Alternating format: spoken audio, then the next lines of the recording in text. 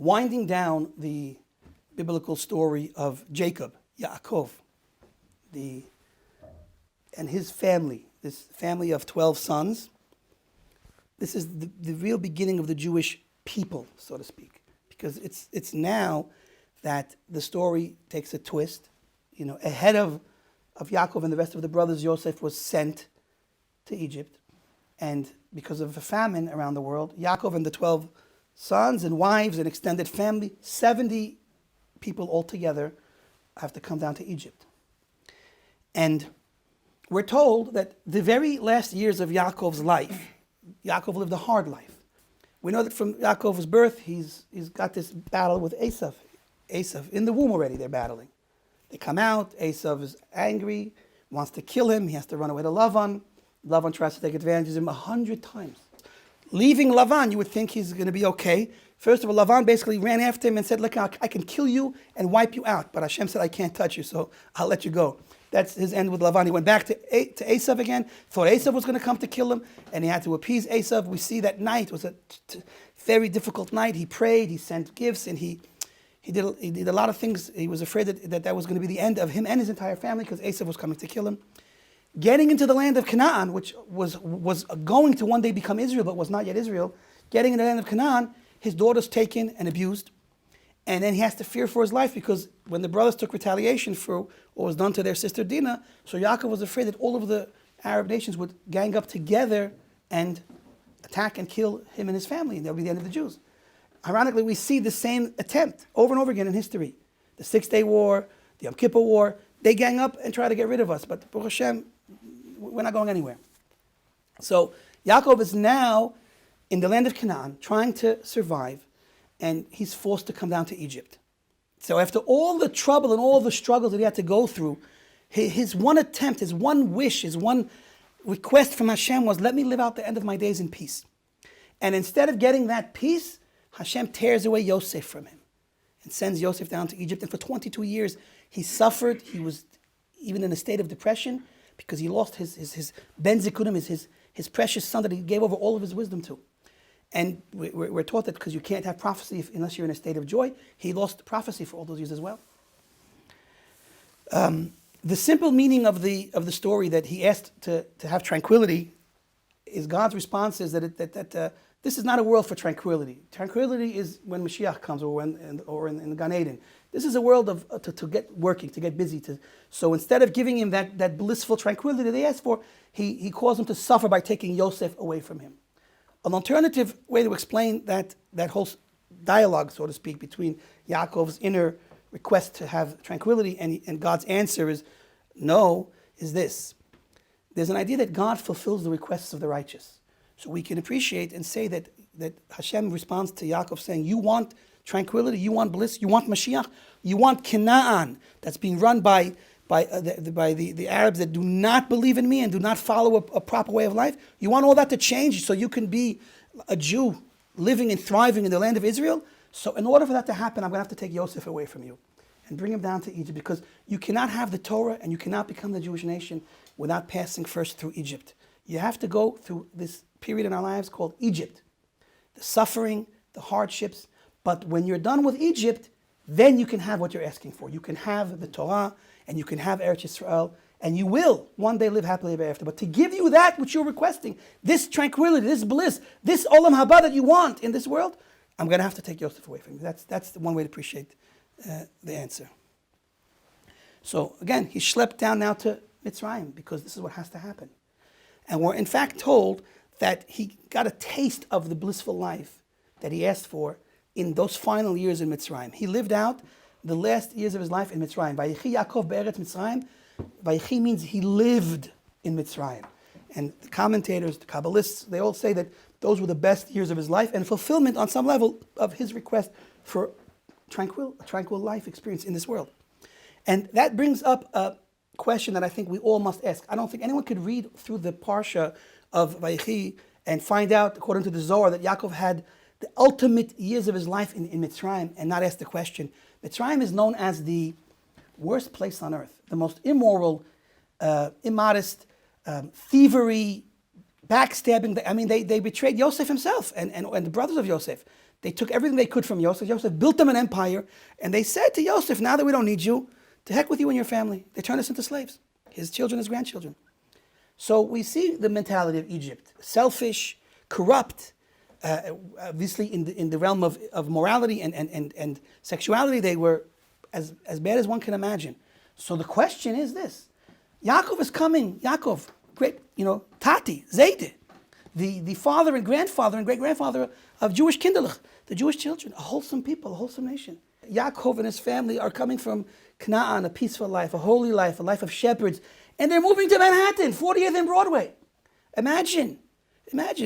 Tell Rav Chaim Kanievsky and his family to move to 40th and Broadway. Could you imagine Rav Chaim Kanievsky and his family on 40th and Broadway? By the way, do me a favor, Yankala, run to the corner grocery store and get me some milk for the coffee. And by the way, on your way there, don't look at the nightclubs, don't look at the strip clubs, don't look at the insanity on the streets, the billboards that are larger than life. Don't look at any of that. How in the world could Yaakov have lived the best years of his life knowing that he's going to now live them out in Egypt, which is probably worse than 48th and Broadway? But I don't know if you could get worse than 48th and Broadway. Can anyone imagine a place more void of purpose and morality and goodness? Can anyone think of a place in the world that has less, that's worse than 48th and Broadway? And give me some, should we talk about the worst places in the world? South Beach, LA, New York City. See, that's what I wanted you to understand. It's not only one place in the world, it's the entire world. Modern Hellenistic culture has created a world that we can't even be a part of. Real human beings can't even be a part of the world that they're creating out there. And the insanity just gets worse and worse. You watch the news. It's insane. You have simple parents going to a city meeting to talk about the welfare of their children in the schools they're in, complaining about that they're showing my children pornography. And they shut the mic on him. And then they label it domestic terrorism. Parents that want goodness for their children. It's domestic terrorism today in America. Back to the story. So Yaakov is coming to Mitzrayim, and we're told that these are the best years of his life. How? How could he be comfortable? What about his children? What about his grandchildren, great-grandchildren? On some level, we see that he should have been concerned, because we're told that the Jews reached the 49th level of impurity. And one more step, it would have been game over. And Hashem had to come right away and take us out to save us. So Egypt was a very dangerous place spiritually for the Jewish people.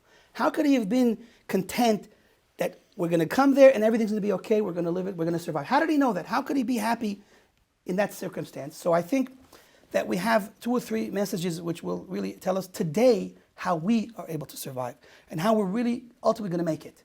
And we're going to greet Mashiach, and we're going to really continue to live here in Yerushalayim, Yer HaKodesh, B'mher B'yameinu, and forever. So here's what I think the answer is. The very first thing Yaakov does before he steps one foot in Mitzrayim and before he brings any one of his children or grandchildren to Mitzrayim is he sends Yehudah in front of him to Egypt. First, to do one thing, which is the foundation of Jewish survival, to build a Beit Talmud, to build a yeshiva. That's the first thing he did. He built a yeshiva. What's so important about building a yeshiva? So let me tell you a little bit of U.S. history, American history. In America, when Jews moved to America from Europe, they built synagogues. What was the result of those synagogues? Empty buildings 25, 30 years later, empty buildings that ended up becoming churches in cases.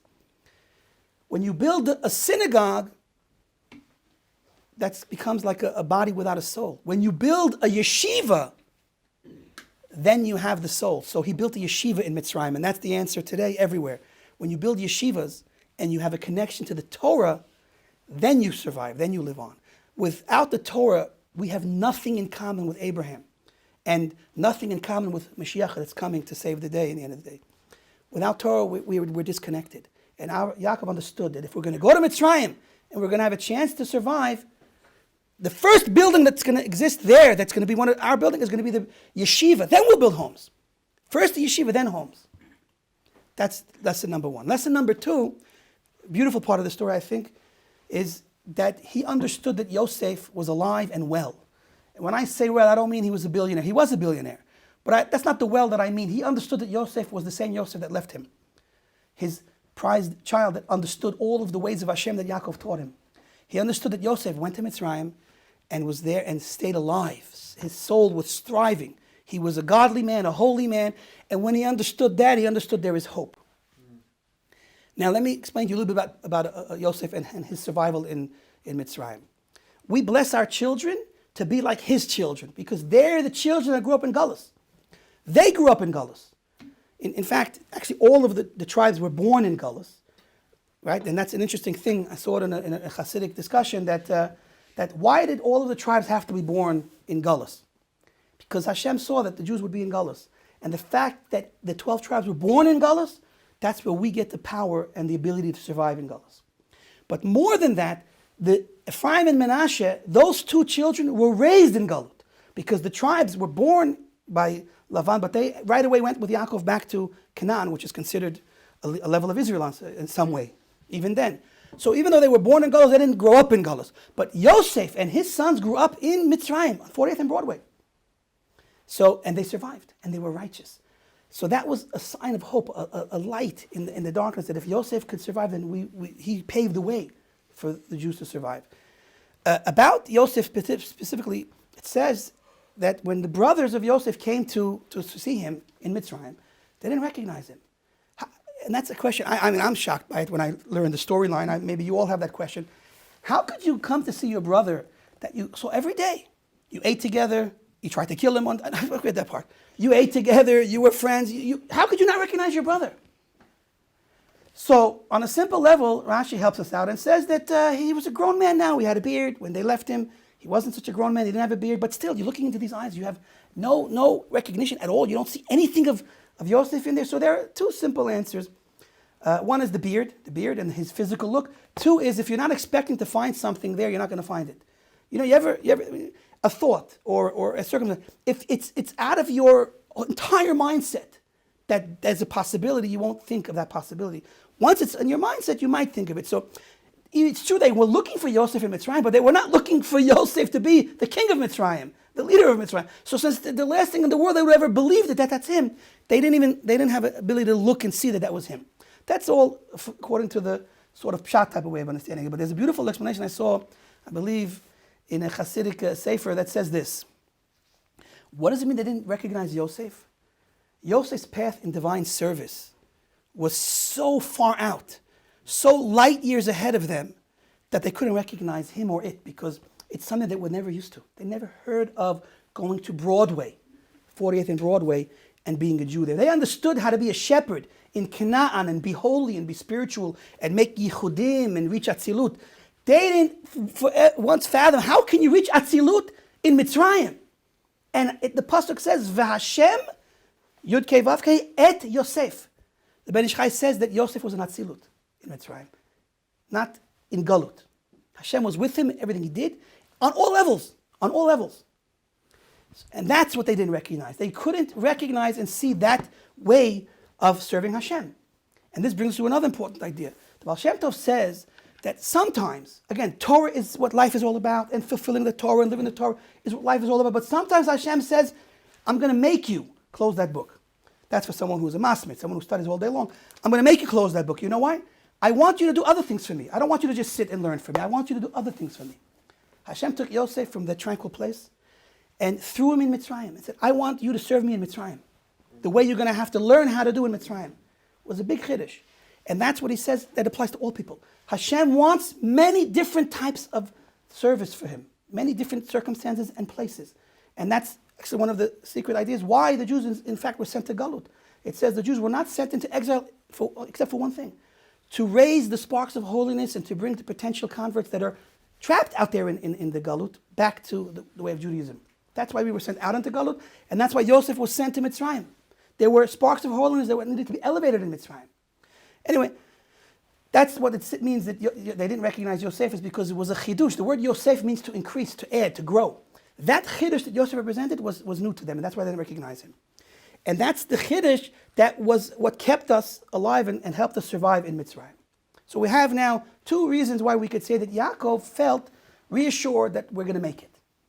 And those two reasons were, again, a yeshiva, Torah learning, but not just Torah learning for the pursuit of knowledge, but a Beit Talmud is to learn the practical application of what Jewish life is. The Talmud is a recording of Jewish life and practice, not just ideas. Nothing in the Talmud is there because it's just an idea.